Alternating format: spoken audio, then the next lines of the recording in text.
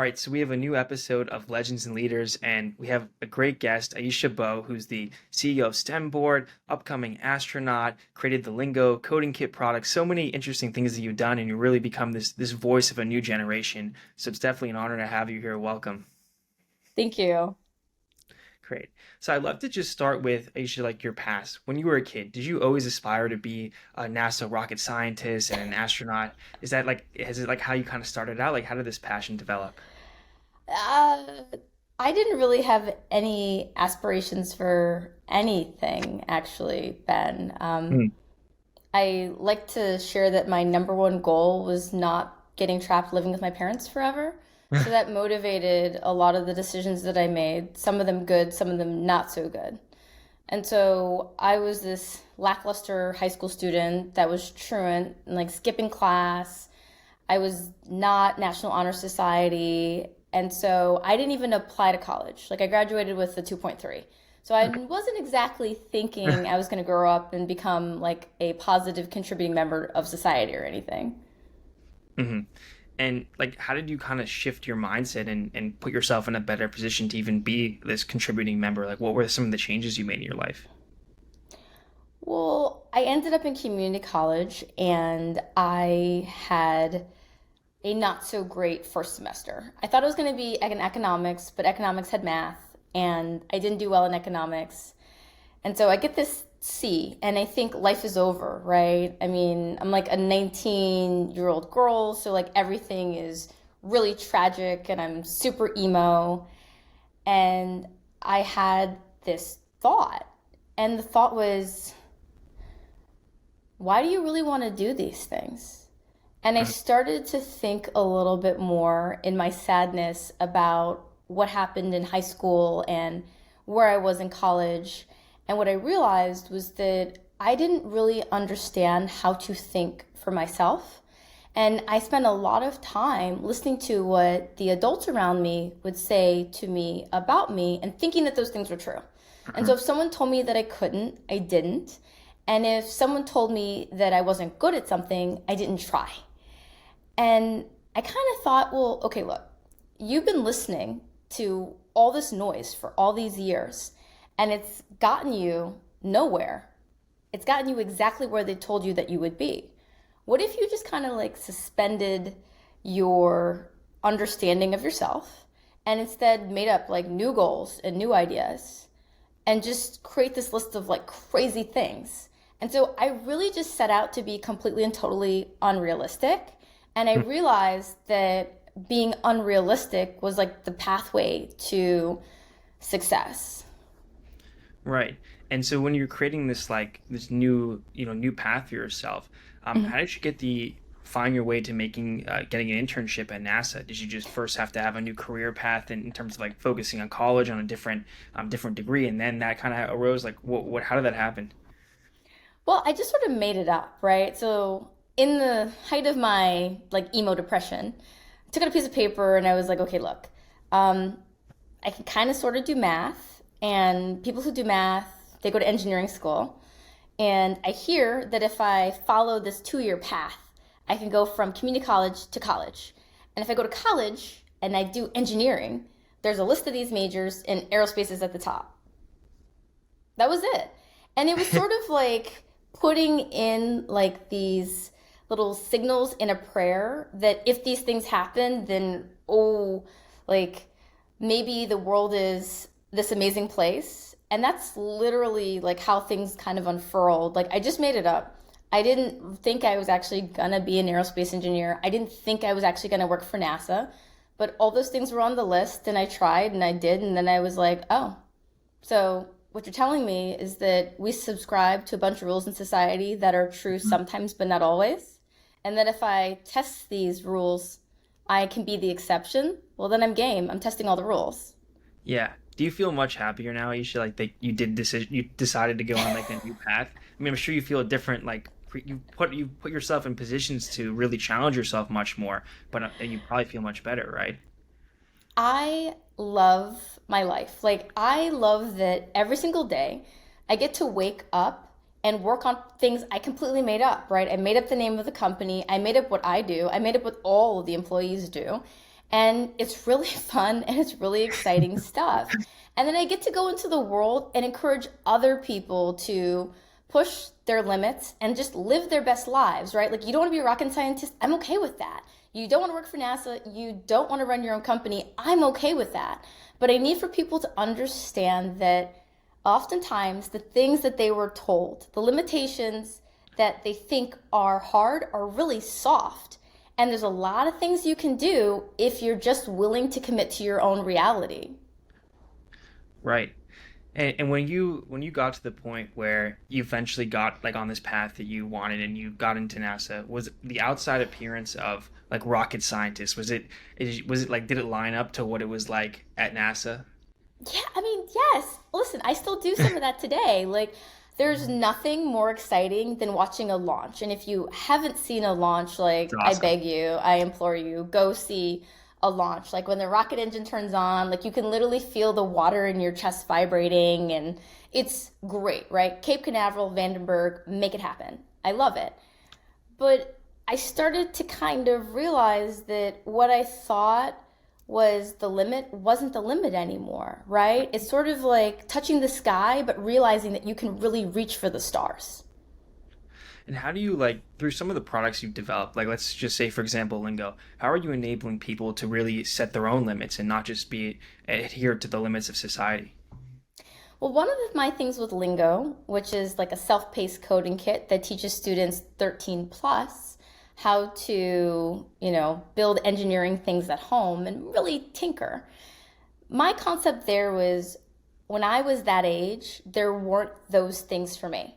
And so I kind of took a survey of like, all right, where do I think life did me wrong? And I think that when I was in high school and the guidance counselor told me that I should pursue cosmetology, she probably should just give me a lingo kit and told me to go home and be great. And so the thing with lingo is you do not have to wait until you graduate in order to be a millionaire. You do not have to wait until you're in college to be successful. A lot of times, the skills that you need, you can learn online. And it takes building confidence by working on computer science or trying to create a application or work with hardware at home that can really help you start to explore like, is this for me?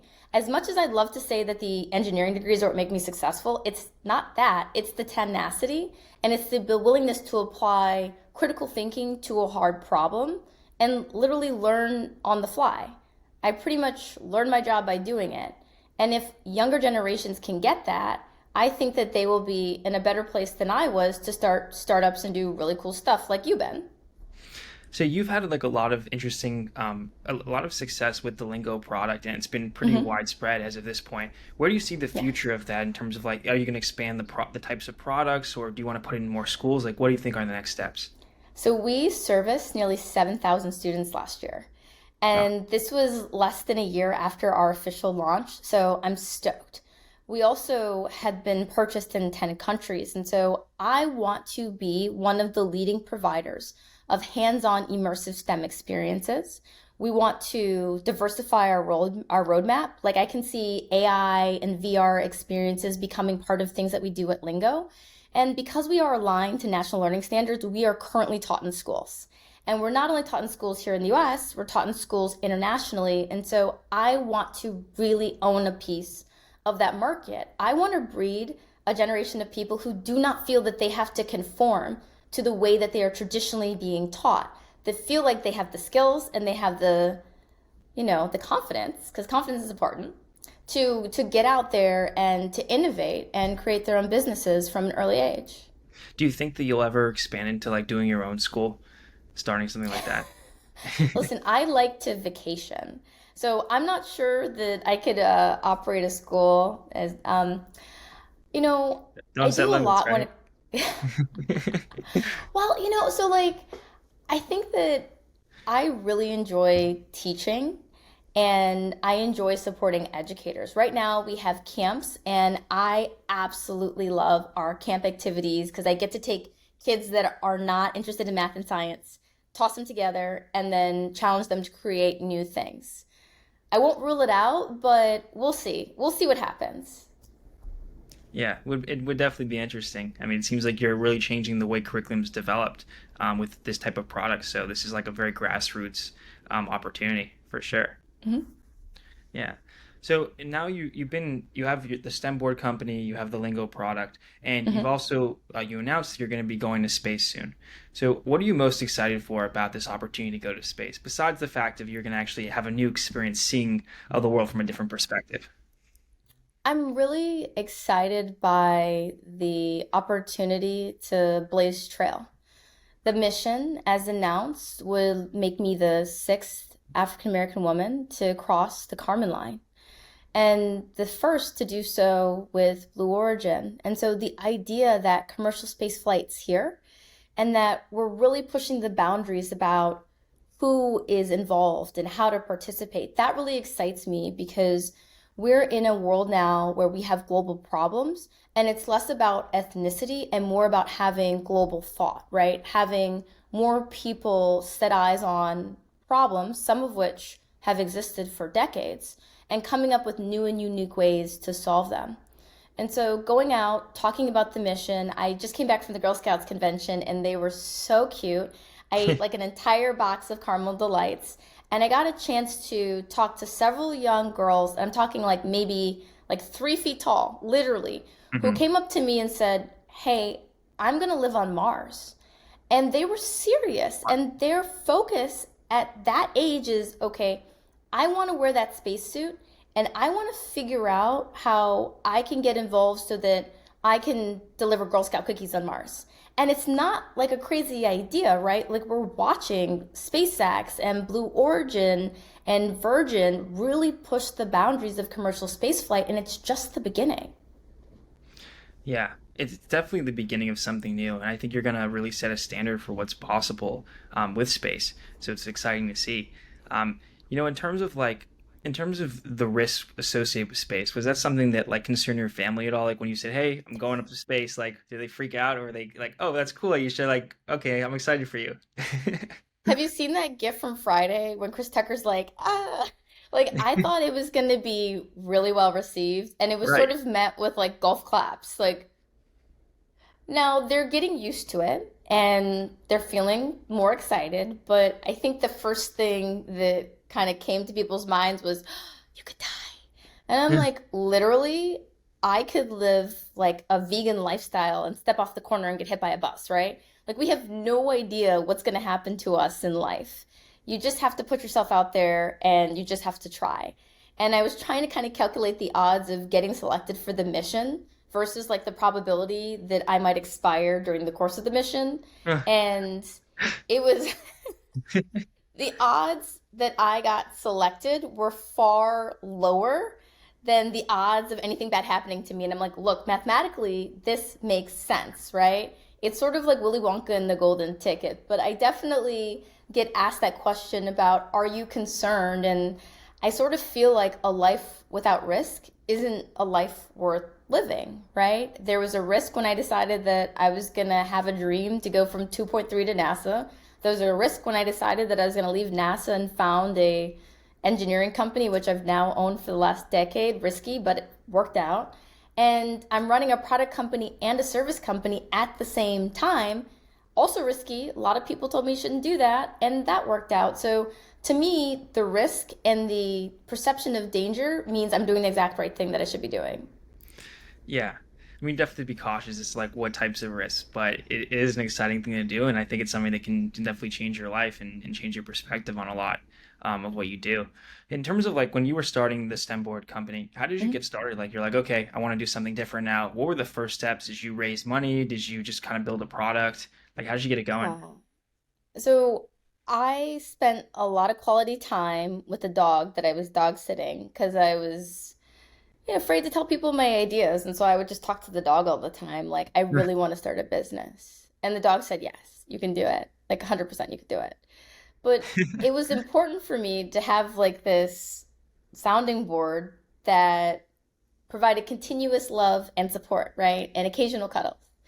Because when I started out, I really didn't know what I was doing. And I had to get comfort, like, I had to be comfortable in that discomfort of like, look, your success and your failure in the beginning often feels like the same thing because you don't know if you're on the right path. And when I was looking at the models, I was living in the Valley. I thought, okay, well, let me go out and raise capital for the idea at the time.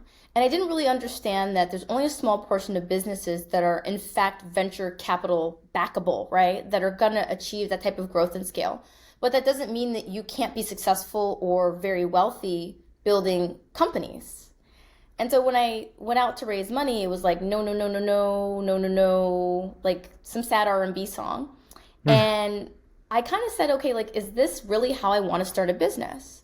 And I started to look at companies that had survived for multiple years and some of the qualities that they had.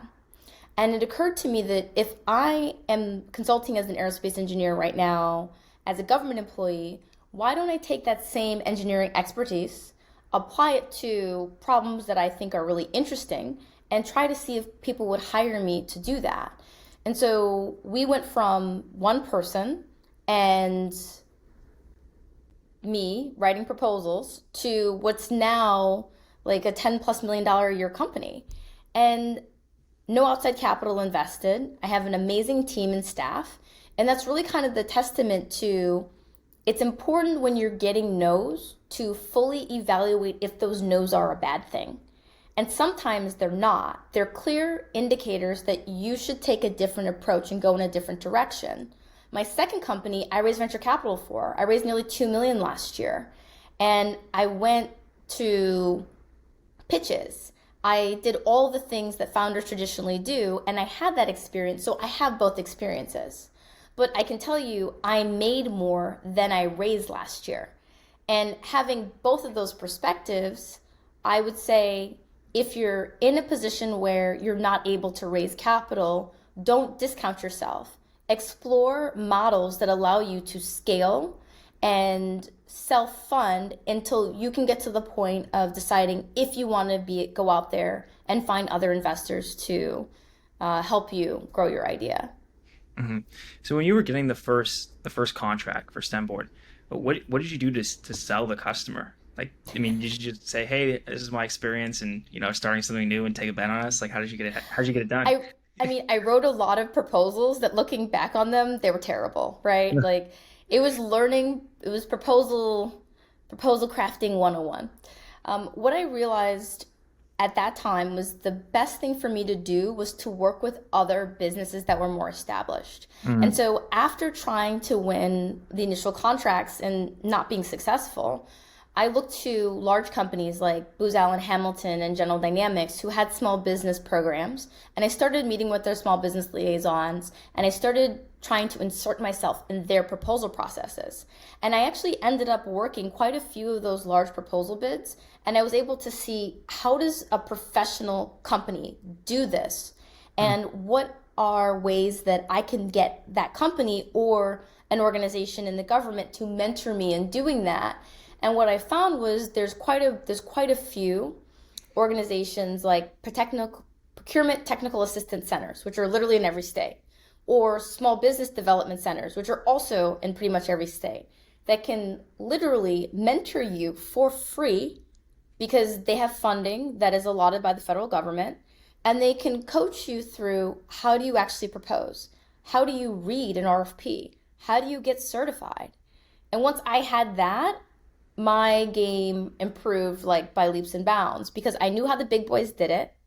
I was able to work some subcontracts with those big boys, and then I was able to turn around and start writing better proposals of my own. Yeah, it's a sophisticated way to go about it. Makes a lot of sense, and definitely help you lay the groundwork. Once you get that kind of expertise with with those types of individuals, you know how to do it yourself, and you could just keep doing it, essentially. But see, I would argue, so like we as a small product company kind of employ the same model, and I wanna bring this down a little bit.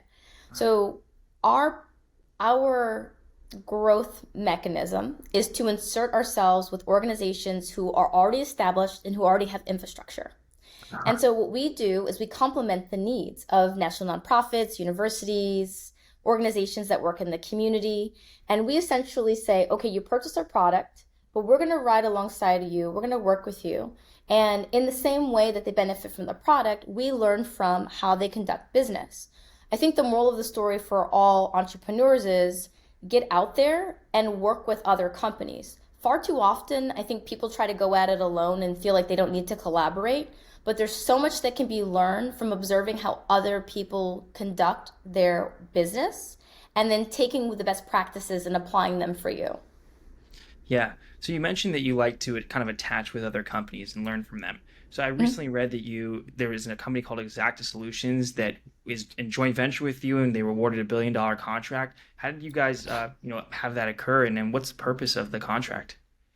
Well, the small, it's 947 mil, but I guess that's close, right? Close. So the purpose of the contract is to provide consulting services to a federal agency. And in this instance, there was an opportunity that was much bigger than what we as a company alone had the capacity to go after. And so for the last 2 years, I actually spent a lot of time working on building kind of like the super friends, Yeah. right? Not to date myself, but going out there and looking at, okay, who's kind of got the right mix to work with us on an all-star team to go after this work. And so we teamed up with Whisk Enterprises, which is an entity that not only had the past performance, but they had been operating in the space before. And we joined forces to then go out and recruit a team to assist. And I think that that's like really, it's like an important kind of takeaway from all the work that I do. Like we at Lingo, for example, we're very good at the engineering piece, but we bring in companies that are good for the marketing piece. We bring in companies that are good for the development piece. We bring in companies that are good for, academic and standards alignment, right? Like I kind of understand that I do not need to be the master of all things, but I do need to understand how to architect it, right? How to put it together. Yeah. Yeah. I mean, that's a good way to look at it. And the relationship you develop with them, I mean, it seems to be like a standard that you can keep going and apply in other types of projects and scale from there for sure. Yeah, so what's really funny about that is that we are the managing partner. And Mm, so every day I learn so much because it's my responsibility to lead the entire team. mm, And it's amazing to get on a call with people who have got like 20, 30 years plus more of experience. And I'm like, right. hi, and just listen, right? Like oftentimes leadership is knowing when and how to follow. hmm Yeah, agreed. So it's just a couple more like more broad space questions. I don't know if you've been Mhm. following the hearing that's been going on, that's been focused on UFOs. It's been quite a lot in the news. Do you think that right now there are UFOs that have been existent and there is the alien life? Like, what are kind of your thoughts on the subject? Ooh, hard-hitting questions. I think that the mathematical probability that there could be life forms that are non-human is very high. Now, the question is whether or not people are actually experiencing that, or are they experiencing um, demonstrations from other neighboring classified programs? Who knows? Hmm. There's a lot of stuff that happens in space and science and experimentation that is behind a veil. Like the SR-71 was flying multiples of the speed of sound in like the 60s and 70s. I'm hmm pretty sure that anybody who saw that, who wasn't privy to the program, probably thought it was like the second coming of God, right? I mean, can you imagine even now something going 3 times the speed of sound? It would sound like they were tying the sky, like tearing the sky in half, and it would move much faster than you could keep up with it. So I'm not sure. I do think that the hearing is really fascinating. And I had planned to spend a lot of time on ChatGPT, asking ChatGPT to like return me the most credible pieces of the testimony so that I can do a little bit more research. But it is a lot of really interesting information, especially when he got to the part about saying that he thought that there were non-biologics. I was like, Yeah. well, I'm gonna have to get a glass of wine and dig into this weekend. Yeah, yeah. Now that was a really interesting part, and part of it's been like you got these like people that have a military perspective, like an intelligence Right. perspective on it, and they're like, "Hey, we've never seen a vehicle stop all of a sudden in midair and then completely reverse direction." So maybe it's like what you said, how stuff like that has been developed and Yeah. we just don't know about it. I don't know. I Could be. mean, a lot of what we have right now was once science fiction, but it's totally and completely science fact. I mean, look at the hypersonic vehicles. Those things are flying like 20, 25 times the speed of sound. I'm sure that if you saw that randomly one evening, you would think that that was a UFO. I mean, Yeah. it just blazes trail. So I'm not sure, but I definitely think that it's worth following. Do you think that supersonic planes are gonna start to replace a lot of these 600 or so mile an hour planes that we have now? Because they're trying to make them not have the boom, and there are companies building that. Do you think that's gonna happen? I mean, I think it's really difficult to get into like the business of predicting the future. I can just tell you that I pray that it happens because I would love to go from New York to Paris in like 30 minutes, right? Like Yeah. I would be more than happy to strap in and buckle down tight for that. I think that there's a business case there. The question is, can somebody prove it out? We saw with the Concorde that it was really popular, but sonic boom is an issue. It's disruptive to the airspace, it's disruptive to people who are near the airport. And if they can, in fact, figure out a way to combat that phenomena, I think that there could certainly be a lot of people who want to travel that way. I mean, look at the number of people who are in line for a Virgin flight or who want to fly on Blue Origin. Like, I'm sure that there are people who want to fly supersonically around the globe. But the question is, can the companies figure it out? And can they demonstrate that there's money to be made doing it? Yeah, agreed. Well, look, I appreciate you coming on, Aisha, and sharing your thoughts on what you're building and what you're trying to do next. I'm excited for the mission that you're going to do with Blue Origin and whatever you're going to build in the future. Thanks for coming on. Absolutely. Thanks, Ben.